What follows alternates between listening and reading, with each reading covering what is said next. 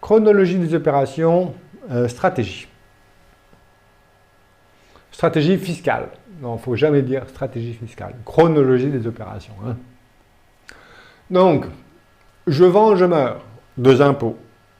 IPV, même avec l'abattement renforcé, ben, il nous reste quand même 15%, plus les prélèvements sociaux. Et ensuite, DMTG, droit de mutation à titre gratuit. Donc, ça fait mal. Donc, on peut penser à la chronologie inverse, surtout avec un du trail. Mais donner ses données, reprendre ses volets. Mais si je donne le capital, on a vu qu'on peut dissocier capital, l'avoir, pouvoir, droit de vote, droit financier, dividende, et si la société est allière, jouissance. Présentation de la chronologie des opérations, donc vaut mieux payer un seul impôt que 2. De toute façon, il y a une chose est sûre, c'est mon décès. Et là, bah, les droits de succession, les droits de mutation à titre gratuit. Mutation à titre gratuit, donation, succession. Et, encore maintenant, je dis encore maintenant, la donation efface la plus-value. Je dis encore maintenant parce que l'administration fiscale, enfin, le législateur a tenté, je ne sais plus, il y a 4 ou 5 ans, de dire non, donation, cession ou cession, vente, donation, pour moi, je taxe la même chose, il y a 2 impôts. Et le Conseil constitutionnel a dit non, non, non, non, c'est pas comme ça que ça se passe. La donation, c'est pour ça que je dis encore, hein, tant que ça dure, la donation efface la plus-value. Mais regardez, s'il s'agit des plus-values professionnelles, la donation n'efface pas la plus-value. Hein, les BA, les BIC, les BNC, non. Donc, il ne faut jamais rentrer en BIC, BNC. Bon, enfin, bref. Alors, attention à la chronologie des opérations. Vente, donation, ça ne va pas, ça. Par contre, on peut apporter et donner. Apporter en report d'imposition. Mais ce n'est pas la vente, c'est un apport. Ok, là, ça va. Puisqu'on a vu que la donation efface la plus-value en report d'imposition si le donataire conserve les titres 5 ans et il efface une plus-value en sursis d'imposition sans condition. Donc, je vais faire la chronologie inverse, donner, faire apporter, vendre. En se protégeant du risque de réappropriation. Voilà les enjeux fiscaux. Donc, optimiser la vente, monsieur et madame, 65 ans, 3 enfants, mariés en régime de communauté. Je suppose que s'il vend, il peut bénéficier de l'abattement renforcé de 85%. Et mon entreprise vaut 6,4 millions, la plus-value est de 6 millions. Et donc, je vends et je meurs, ou je vends et je donne 2,5 millions. 2,8 millions si c'est le PFU. Je donne, je fais vendre. Sans du trail, 1,4 million. C'est quand même mieux, hein? Sans du trail. Et avec du trail, 95 000 euros. Voilà l'enjeu. Que préférez-vous? 2,5 millions ou 90 000 euros? Et attention, si je commence par du démembrement de propriété, c'est plus un réflexe, c'est une habitude, ben, j'aurai éventuellement l'impôt sur la plus-value sur l'usufruit. Ben, faut regarder. Pas forcément intéressant. La donation n'efface que la plus-value relative à la nue propriété. Mais ça, c'est des stratégies de quasi-usufruit. Hein. Je donne la nue propriété, constitution d'une convention de quasi-usufruit dans l'acte de donation, vente, et le quasi-usufruitier utilise toutes les liquidités comme il veut. À charge de rendre à son décès, qui se traduit par une créance de restitution déductible de l'actif successoral. Moi, je ne fais pas. Parce que pour moi, c'est un schéma, un montage, pardon, applicable client après client. Où est la motivation économique? Je ne peux pas la trouver. Si je peux faire un schéma, un montage pour tout le monde, comment justifier l'opération, si ce n'est que, en fait, je donne, mais je prends tout. Je m'en méfie. Donc voici les enjeux. Ici, l'abattement 85%, on retrouve en jaune 2,5 millions. Hein. Ou alors, chronologie inverse, avec du trail, 95 000 euros. Vous voyez bien que c'est une certaine inégalité devant l'impôt. Hein. J'ai une entreprise, je peux arriver à 95 000 euros. J'ai un bien non utrayable, s'il fait une donation cession, il arrive à 1,4 million. Donc vous voyez bien que, est-ce que les conditions du pacte du trail ont vocation à perdurer telles qu'elles le sont, hein. Donc profitons-en. Donc, et voici la chronologie des opérations, plusieurs schémas possibles. On l'a vu, et on va combiner bien sûr avec le pacte du trail, hein, et le report d'imposition. Donc, je vais faire des opérations soit en pleine propriété, soit en démembrement de propriété. Mais la première question, quels sont les objectifs du client? Donc, à l'IS ou à l'IR, ou les deux. Voilà. Je donne la pleine propriété. Ah, tiens, ça c'est pour très bien adapter également pour une holding à l'IR, hein, à l'IS aussi. Hein. Bon, je donne la pleine propriété. Ensuite, le donataire apporte les titres à société. Vous avez vu, on peut, comme on veut, réguler les pouvoirs s'il s'agit d'une société civile ou d'une SAS. Hein. Dissocier, avoir le pouvoir, le droit financier, la jouissance. Et ensuite, la holding, elle vend. 6 ans, s'il y a l'application de l'impact du trail. Très bien, si la holding est à l'IR et aussi à l'IS. Je donne la nue propriété. Aïe, oui, oui, oui, oui.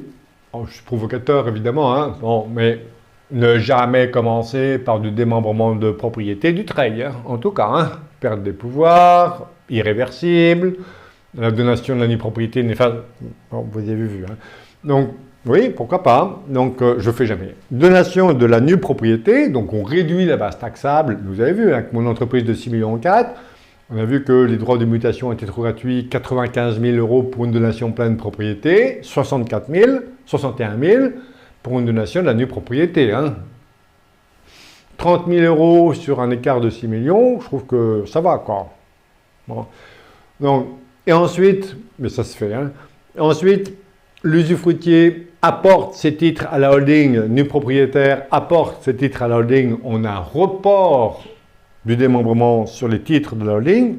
Attention, le schéma de la subrogation conventionnelle, est-ce qu'il est valable juridiquement? Souvenez-vous, un apport doit obligatoirement conférer la qualité d'associé, on est rémunéré à proportion des apports.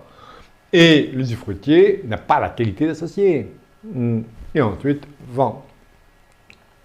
Troisième schéma, j'apporte la pleine propriété. Ah bah, c'est à l'IS, hein, forcément, parce qu'à l'IR, je paye l'impôt sur la plus-value. Donc, j'apporte en report d'imposition à l'IS, mon deuxième schéma préféré lorsque la holding est à l'IS, et je peux donner la pleine propriété, et ensuite vendre. Mais je peux aussi apporter et ne donner que la nue propriété. Alors certes, les pouvoirs de la holding devront être limités à l'affectation des bénéfices, mais par le jeu ici des actions de préférence, je pourrais conserver les pouvoirs. Alors, il y a une subtilité aussi, hein, puisque si je donne la nue propriété de la holding à l'enfant repreneur et que je donne la pleine propriété des titres aux enfants non repreneurs, est-ce que ma donation est égalitaire? Au plan civil, oui. Au plan civil, oui. Mais vous voyez bien que celui qui reçoit que de la nue propriété, il est défavorisé, non? Je vous donne la nue propriété d'un immeuble. Tiens, bon, à Clément par exemple. Et à Jean-Luc, je donne la pleine propriété. Vous êtes contents tous les deux?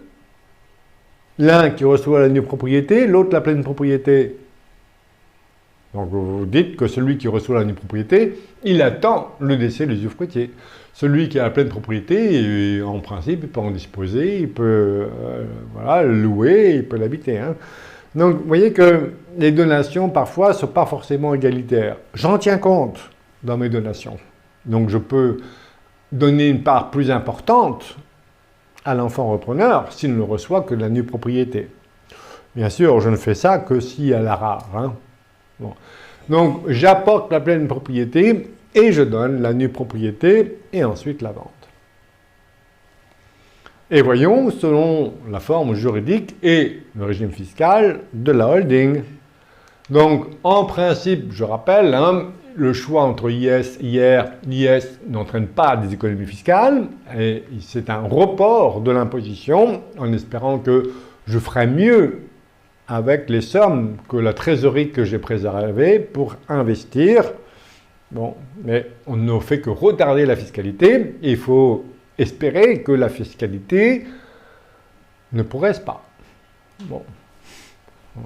Donc, IS capitaliser, réinvestir, pas payer d'impôts, et IR, obtenir des liquidités, profiter de la vie. Donner, mais garder. Mais, éventuellement, payer de l'impôt. Payer de l'impôt, on a vu que pas toujours. Ça dépend des actifs qui seront détenus. Et voici le tableau de synthèse. Donc, première ligne, c'est mon schéma préféré lorsque ma holding est un l'IR. Je donne la pleine, donc signature du pacte du travail, donation de la pleine propriété, sous condition d'apporter à telle société, apport des enfants après le pacte du travail, et ensuite vente. Et si la holding est à l'IR, les liquidités détenues par la société peuvent être utilisées pour acquérir un bateau, par exemple. Et attention, dans la rédaction des statuts de la société, dans l'objet social. Donc, on a vu que l'objet social, très très large. Hein. Je rappelle ma pratique de l'objet social des sociétés civiles. La société civile peut accomplir tous les actes civils, quel que soit le risque. Et je rajoute le terme immobilier pour le code INSEE, pour le code APE.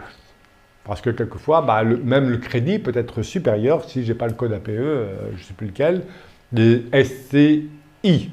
Bon. Deuxième opération, donc ici, c'est aussi cette donation de la pleine propriété est applicable également si ma holding est à l'IS. Hein. Mais qui peut le plus, peut le moins. On a vu qu'il valait mieux partir de l'IR pour éventuellement aboutir à l'IS que l'inverse. Il n'y a pas d'incidence fiscale, pratiquement. Deuxième ligne, aïe, aïe, aïe, aïe, aïe, ouh là là là là, ça y est, il commence par du démembrement de propriété. Alors je force le trait, évidemment, hein. Et hop, et on reporte le démembrement de propriété sur les titres de la holding. Oui, mais que dit la doctrine sur le schéma de la subrogation conventionnelle? Ah, alors quoi? Non mais, bon, et la donation de la nue propriété n'a effacé que la plus-value relative à la nue propriété. J'ai des clients qui disent, mais j'ai un problème, je suis usufruitier, j'ai pas besoin de tout ça pour vivre, quoi. Mais le réflexe du démembrement de propriété, bon, qui pose plus de difficultés que d'avantages, surtout qu'on n'a pas besoin d'un revenu, hein. Donc on peut se demander pourquoi on a fait du démembrement de propriété et pourquoi dans la plupart, dans 95% des successions, on pousse la veuve, parce que souvent il s'agit de ça, hein, à opter pour l'usufruit, hein, ou pas cadeau, enfin bref. Une aparté. Donc, on peut éventuellement donner la nue propriété, mais les pouvoirs de l'usufruitier sont illimités, sont limités définitivement pour les titres de la société, du travail. Et on peut se dire, non, plutôt que de faire un report du démembrement, on va rémunérer par des parts en pleine propriété, mais ça n'optimise pas la transmission fiscalement. Pas bon. Enfin, j'aime pas. Donc, on peut se dire, tiens, mince, je vais donner la nue propriété, mais je ne vais pas apporter l'usufruit. Parce que si j'apporte l'usufruit, elle sera en report d'imposition, je préfère garder l'usufruit en dehors de la société. La société, on n'apporte que la nue propriété. Il faut regarder, si on fait ça pour réaliser des économies fiscales, notamment pour recourir à la valeur économique de la nue propriété, abus de droit. Donc on a vu, hein, Wurtemberger, Saunier et Comité d'abus de droit fiscal de 2021. Le fait d'apporter la nue propriété pour échapper au barème du 669 du Code général des impôts qui s'applique que pour le calcul des droits de mutation à titre gratuit est consécutif de l'abus de droit. hein, puisque ici j'échappe au 669, puisque j'apporte cette mutation à titre onéreux, et donc je prends la valeur vénale de la nue propriété, qui est beaucoup moins chère que celle du 669, et donc je réalise des économies fiscales sur les droits de mutation à titre gratuit. Bon, j'ai été viré de certaines universités pour tenir ce langage que je vous tiens encore aujourd'hui, parce qu'il y en a qui vous disaient, mais si, il n'y a pas d'abus de droit. Je dis non, on ne pouvait pas dire ça, et donc ils ne m'ont pas gardé comme enseignant. On va dire ça comme ça. Bon, bref. Donc, risque d'abus de droit pour l'apport isolé de la nue propriété à la valeur économique. Il n'y a pas d'abus de droit si je ne réalise pas d'économie fiscale. Mais je ne fais jamais ça aussi. Pourquoi? Parce que je dis au plan civil, tout ce qui n'est pas interdit est susceptible d'être autorisé. Vous vous souvenez de l'article 5 de la Déclaration de l'homme et des droits du citoyen? Bon, eh bien là, oui. Mais au plan fiscal, je dis toujours que non, tout ce qui n'est pas autorisé est strictement interdit. Je n'ai pas envie de prendre le risque. Et dans l'instruction fiscale du travail, autant il est prévu donation de la nue propriété et apport et de l'usufruit de la nue propriété, mais on ne parle pas du tout de l'apport isolé de la nue propriété, et donc je ne prends pas le risque. Deuxième schéma, donc chronologie des opérations. Donc ici, je fais un peu l'inverse. On était dans la donation apport-vente. Donc donation, vous voyez, c'est après, on donne du travail et après on apporte. Soit à une holding du travail, soit à une société civile, à l'IR ou à l'IS, à l'issue du pacte du travail. Voir si on choisit l'IS à une SAS. On avait comparé les avantages et les inconvénients des deux formes juridiques. Maintenant, on est dans la chronologie apport, donation, vente. Si c'est à l'IS, mon schéma préféré pro-IS, professionnel, on a vu que j'apporte les titres en report d'imposition et tout de suite je donne, puisque la donation efface la plus-value dès lors que le donataire conserve les titres 5 ans.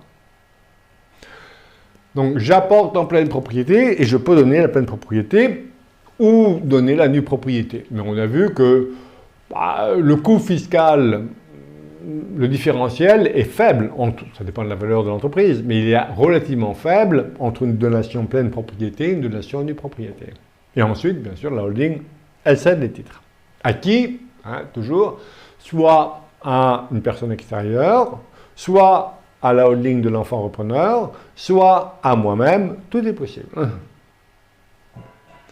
Voilà. Conséquence fiscale, la holding est à l'IS, j'apporte en report d'imposition, la plus-value est en report d'imposition, la donation efface la plus-value en report.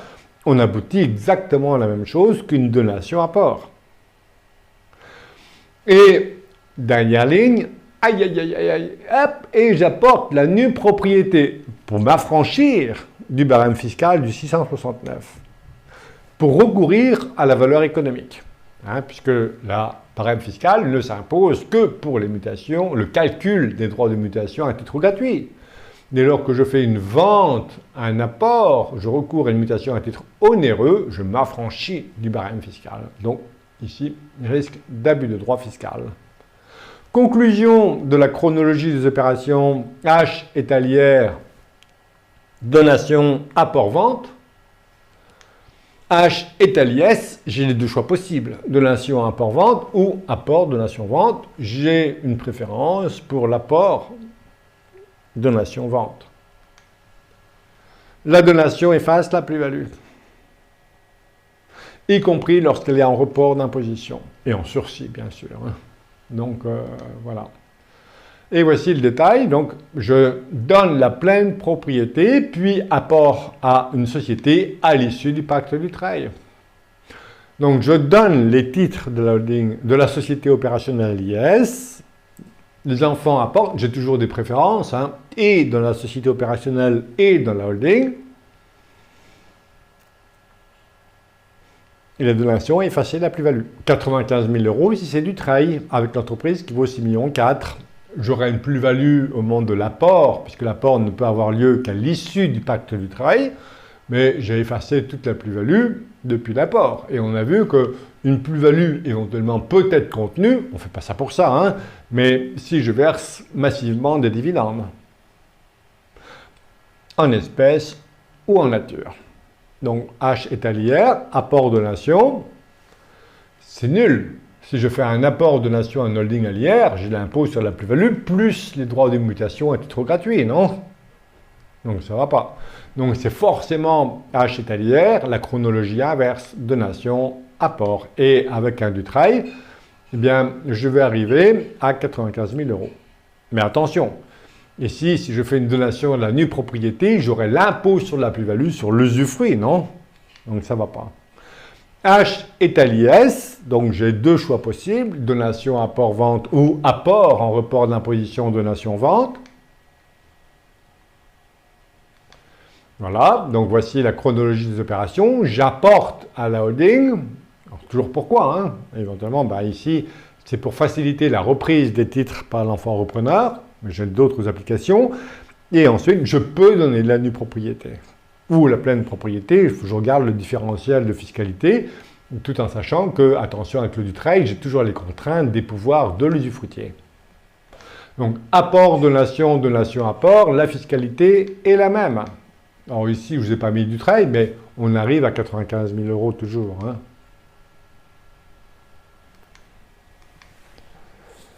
Alors, choisir la chronologie la plus intéressante est-il constitutif de l'abus de droit fiscal, pour but principalement fiscal? Donc non, non et non, dès lors que, donc c'est l'instruction, enfin non, non et non, on va quand même modérer les propos, hein. Il faut voir la motivation, mais dès lors que la donation est animée d'une réelle intention libérale sans réappropriation des fonds par le donateur. Alors, j'ai vu encore récemment, j'ai lu dans un article, je disais, ah non, non, non, donation, cession, abus de droit. Où sont les textes? Où sont les textes? Il y a abus de droit quand il y a réappropriation. Et les cas, on a un cas dans le comité, ou deux cas par an dans le comité d'abus de droit fiscal. Bon, de quoi s'agit-il? Les cas visés par l'abus de droit fiscal, c'est je donne l'entreprise à mes enfants, l'entreprise est vendue, et les sommes sont créditées sur le propre compte bancaire du donateur. Évidemment, là, réappropriation, hein, ça c'est sûr, hein. Donc là, oui, bien sûr, oui, abus de droit dans cette situation-là. Donc, dans l'instruction fiscale ici de 2007, donc l'administration fiscale écrit que dès lors qu'il n'y a plus... Alors, avant, il y avait aussi la concomitance des opérations. Alors, il faut s'en méfier, le rapprochement des opérations. Avant, c'était constitutif, un critère retenu pour qualifier l'opération en abus de droit. Ça a disparu. Ça a disparu depuis 2007, mais méfiance, puisque même après 2007, il y a certaines cours de cassation qui ont retenu la concomitance des opérations comme critère de l'abus de droit fiscal. Donc en principe, ça a disparu. Il faut s'en méfier. Mais dès lors qu'il n'y a pas de réappropriation des fonds par le donateur, quelle que soit la chronologie des opérations, hein, le principe est qu'à deux solutions comparables, nul n'est tenu de choisir la voie la plus imposée, ainsi qu'il sied à des gestionnaires avisés. Donc, ouais, donné. Mais il ne faut pas qu'il y ait réappropriation, il faut impérativement aussi que la donation précède la vente parfaite. Attention. Et là aussi, attention à la distinction entre action et part sociale, hein. On a vu que le transfert de propriété des parts sociales, c'est l'accord des parties. Donc, d'où l'intérêt ici, hein, non pas de réaliser la donation à des parts sociales par écrit parce que c'est une donation notariée, bon, mais de constater la donation par écrit. Ça, oui, c'est possible. Et la constater le plus vite possible, quand les opérations se rapprochent. Sinon, on a la pénalité de l'abus de droit qui va jusqu'à 80% plus les droits dus. Pas d'abus de droit en l'absence de réappropriation. Alors, je vous cite ici, mais il y en a certains d'entre vous qui vont assister à la formation ingénierie patrimoniale du chef d'entreprise. On insiste sur la fiscalité, donc vous verrez ça dans le détail. Mais je vous ai mis ici les deux arrêts de la Cour du Conseil d'État, pardon. Est-ce que le fait de donner, d'imposer au donataire d'apporter à une société où le donateur dispose tous les pouvoirs, est-ce qu'on peut qualifier cette opération de réappropriation? Donc les deux arrêts, les seuls qu'on ait, c'est non. Il n'y a pas de réappropriation, il y a bien une donation. Dès lors que, bien sûr, les conditions soient inscrites dans l'acte. Et ma pratique, c'est que je cite le nom des sociétés auxquelles le donataire sera éventuellement tenu d'apporter. Conclusion, stratégie fiscale, motivation principalement fiscale, l'abus de droit. Les motivations économiques doivent toujours l'emporter sur les je dis les motivations, mais chez moi, j'ai aucune motivation fiscale. Je n'ai que des considérations fiscales. Distinguer schéma et montage. Un schéma, pour moi, ça traverse le temps, c'est fixe, même si il est évolutif. Un montage, un truc que je propose client après client. Cession d'usufruit temporaire, quasi-usufruit, voilà, et j'en ai d'autres. La société en commandite simple, non, oups, j'ai rien dit. Donc, démarche personnalisée, partir de la personne, de sa situation, de l'arbre généalogique dès lundi, donc de l'arbre généalogique, construire le schéma juridique approprié sur des critères économiques, voire humains. Donc ça, c'est, voilà, souvent, je dis, tiens, mon client, il a telle personnalité. L'enfant, ici, il a telle personnalité, et celui-ci, c'est quelqu'un qui grille l'argent, ça lui brûle les doigts, et donc il va falloir protéger, le protéger, et protéger l'entreprise, éventuellement, et donc, justification d'une holding. La fiscalité n'est que la conséquence du schéma. En aucun cas, elle doit être la finalité. Merci à vous.